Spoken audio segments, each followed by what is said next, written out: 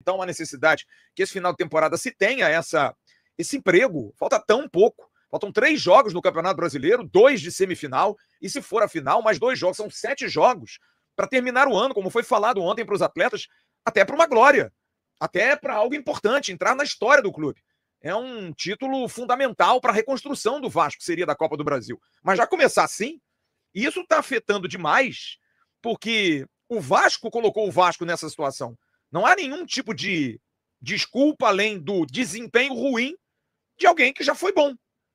Então, não dá para dizer que não a arbitragem, não o sistema, não o jogo tal. Não, o Vasco erra demais, erros individuais, sabe? Alguns jogadores caíram muito de produção, mas é um time que já jogou futebol. É claro que o ambiente não ficou leve com aquilo que aconteceu ontem, né? Os jogadores se falam, mas também é uma cobrança interna, né? Tem ali uma cobrança principalmente dos líderes do grupo, mas que precisam também cobrar no timing certo para que o ambiente seja favorável no jogo. O ambiente entre os jogadores é muito bom. Todos os jogadores se gostam. Os jogadores convivem uns com os outros, assim, de uma maneira bastante harmoniosa. Mas, como diria meu irmão Ricardo Rocha, trabalho é trabalho, conhaque é conhaque. Precisa trabalhar, precisa dar resultado. Pô, tu é meu irmão, tu é meu amigo, mas, pô, tu tá pisando na bola, tá entregando o jogo, tá errando passe para burro. Não dá. O esporro tem que comer, mesmo que seja num nível alto, de amizade, de companheirismo, de fidelidade, sabe? Isso é muito importante. Então tem que ter essa cobrança. Agora, em algum momento, e essa é a grande discussão, esse time perdeu a liga. Né? É uma resposta que precisa ser dada. Qual momento, qual foi um instante que essa liga que estava tão boa em campo se desprendeu? Né? Principalmente por algumas posturas com jogadores fora do dia a dia ali, sabe? Fazendo partidas muito ruins, jogando muito bem e de repente para de jogar completamente. O caso do Ryan, por exemplo, artilheiro, marcando gols, com música lá do MC Darlan, de repente deu uma queda abrupta, apesar de que nesses últimos 5 jogos, o único gol do Vasco marcado foi por ele. O próprio Cauã Barros, que estava invicto, caiu muito, sabe? Teve uma queda abrupta. Os laterais, o Paulo Henrique foi para a seleção, caiu demais, jogando muito mal, desde o jogo com o São Paulo, quando ele comete aquele pênalti tolo. O próprio Lucas Piton também caiu demais. Era um time tido e havido como um time com jogadores selecionáveis. O Vasco ainda tem. Léo Jardim é um goleiro de seleção, Paulo Henrique foi para a seleção, Cuesta voltou para a seleção colombiana, Andrés Gomes voltou para a seleção colombiana, se cogitava a convocação do Ryan, a convocação do Felipe Coutinho, sabe? O Nuno Moreira jogando um futebol de altíssimo nível. Nós aqui falávamos como o Piton melhorou na questão da marcação, da atitude. O que aconteceu? O que houve? Só que, hoje, as respostas parecem claras diante daquilo que está sendo definido para a próxima sexta-feira. O Fernando Diniz vai com o grupo que já atuou muito nesse ano. A gente trouxe recentemente. No dia 13 de maio, na estreia dele contra o Lanús, desse time que tem jogado aí comumente, um Verrete na frente, só 2 jogadores não estão mais presentes. Os zagueiros João Vitor e Luiz Gustavo. Então é um time que está jogando. Do atual time titular, por exemplo, só para a gente ter um recorte, o Léo Jardim, de 64 jogos, jogou 60. O PH jogou 51. O Piton jogou 52 jogos. O Hugo Moura jogou 57 jogos. O Ryan jogou 51 jogos. O Nuno jogou 50. O Verrete jogou 58 jogos. O Felipe Coutinho jogou 50 jogos. Então, todos esses jogadores estão jogados o ano inteiro, juntos. Então, não tem o porquê de não achar que eles têm que resolver esse problema. Então, o que vai fazer o Fernando Diniz para o jogo de sexta-feira? É claro que isso também muito baseado na questão psicológica, que é uma preocupação. Eu falei isso aqui ontem, porque sexta-feira é um jogo que, por culpa deles, tornou-se um jogo de pressão, ambiente tenso, o torcedor está muito ressabiado, a posição na tabela extremamente incômoda, obrigação, né, de dar um retorno, por conta de tudo que a gente já falou agora, de situação do clube, melhorias de contrato, novas ambições em 2026. Então, o jogo de sexta-feira é um jogo que, animicamente, não tem nem como você entrar da maneira que o Vasco está entrando. Então isso parece ser a grande situação que o Fernando Diniz quer sentir do seu grupo. O Vasco já esteve em situação, não na tabela, hoje mais próximo do final do campeonato para cair, mas já esteve em situação semelhante. O Campeonato Brasileiro do Vasco foi muito oscilante, foi extremamente oscilante. Só que a pergunta que fica no ar: quando e como o Vasco deu essa guinada desses 12 jogos que todo mundo repete? 12 jogos, 7 vitórias, 4 empates e apenas a derrota para o Palmeiras. Não há, como eu disse, a expectativa de um grande público na sexta-feira. Não há.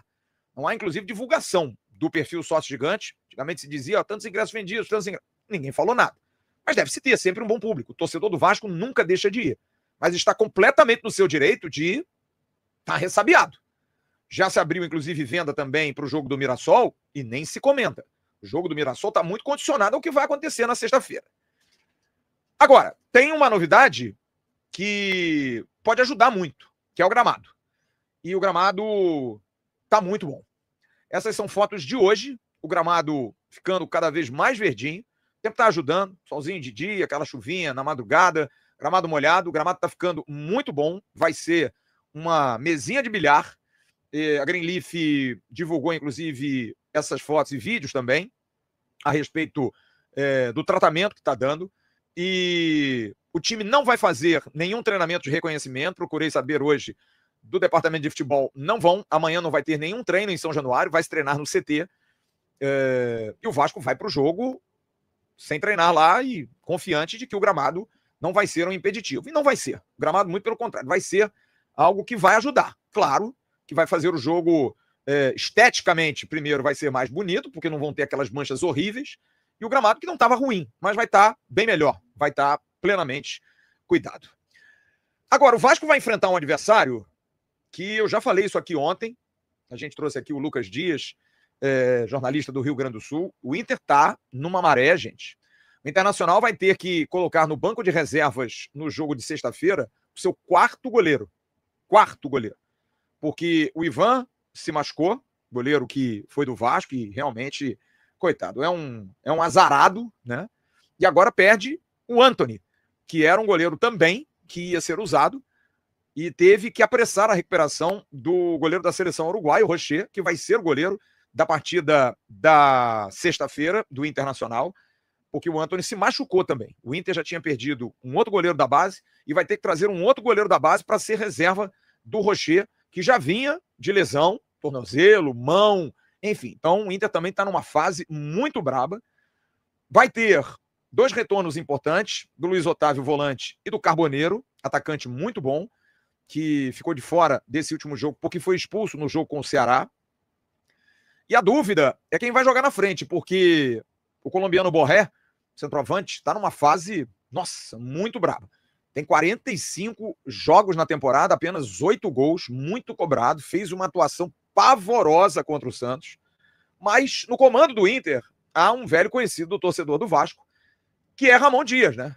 E o Ramon Dias declarou, logo depois do jogo com o Santos, declaração típica de Ramon: o Inter está vivo, o Inter não está morto. E a ideia, segundo ele, é fazer o melhor jogo sexta-feira com o melhor primeiro tempo que o Inter fez em toda a passagem de Ramon Dias por lá no jogo com o Santos. E realmente o Santos sofreu, podia ter perdido já o jogo para o Inter no primeiro tempo. Mas no segundo tempo o Internacional caiu demais. É um time que está num momento difícil, passando por crise e com um mental completamente desgastado. A ideia de Ramon Dias talvez seja fechar um pouco mais o sistema defensivo, os jogadores de meio de campo. Ele jogou contra o Santos com 4 homens no meio de campo, mas não se surpreenda também se ele jogar com 3 atacantes, 2 pontas espetados. Rocher, Aguirre, Mercado, Vitão e Bernabei, a zaga praticamente confirmada. Os volantes, Bruno Gomes e Thiago Maia. E o Alan Patrick, que é o craque do time, capitão. Vitinho, esses confirmados. E na frente, a possibilidade do jovem Ricardo Matias, que foi o personagem da vitória em cima do Ceará, ser o titular. E aí o Luiz Otávio seria um 4º homem de meio de campo, liberando um pouco mais o Alan Patrick. Ou então, jogar num 4-3-3 clássico, jogando para cima do Vasco, com o Vitinho, que é muito bom jogador, ex-Atlético do Paraná, jogador perigosíssimo, e Carboneiro pelo lado esquerdo, também um jogador perigosíssimo. É uma definição que o Ramon Dias vai ter e vai trazer amanhã para o Rio de Janeiro, na viagem que o Internacional vai fazer. É um jogo difícil. O Internacional não tem um time ruim, o Internacional tem peças boas, mas realmente está vivendo uma fase muito, muito Meus amigos complicada. do canal Sou Mais Vasco News e nessa manhã de quinta-feira, rapaziada, trazendo as últimas informações do Gigante da Colina com o Flávio Dias, do canal Atenção Vascaíno, falando sobre o momento do Vasco, o que repercutiu no CT Moacir Barbosa, depois da chamada dos torcedores da Força Jovem, que esteve lá em lá no CT Moacir Barbosa, cobrando os jogadores e, como o Flávio Dias falou, parece que foi positivo e vai surtir efeito. Tomara que surta efeito, porque parece jogadores mimados, né, coisa de criança, que precisa de chamar atenção para voltar a fazer as coisas certas.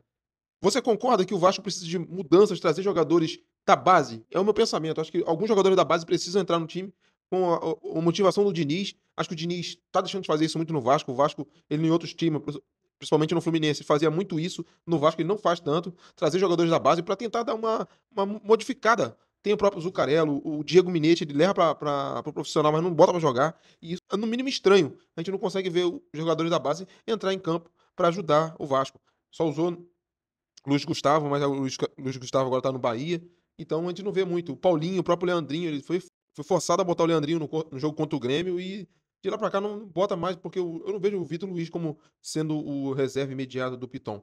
Então vamos aguardar, tomara que ele faça algo melhor, né, para o Vasco, porque o Vasco precisa voltar a ganhar. Vai enfrentar o Internacional que tá numa braba também, precisando pontuar, precisando fazer esse distanciar ali o máximo possível também da zona de rebaixamento, e é um jogo de matar ou morrer.